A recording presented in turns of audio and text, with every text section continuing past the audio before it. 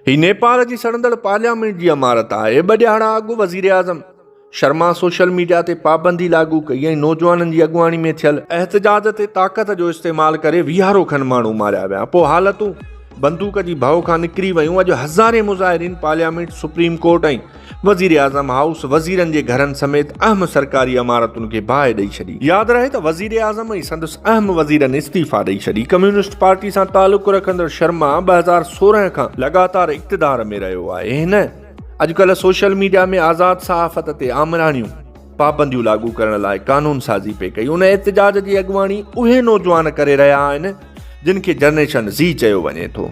माना उहा पीढ़ी जेका 90 वारे ॾहाके जी पछाड़ी या उन खां पोइ पैदा थी हुजे। वज़ीर आज़म जी इस्तीफ़ा बावजूदि मछरियल माण्हू माठ न पिया कनि। संदुनि चवणु आहे त नेपाल में रिश्वत, बदउनवानी, पंहिंजानवाज़ी ऐं लाक़ानूनियत जी इंतिहा थी वई आहे।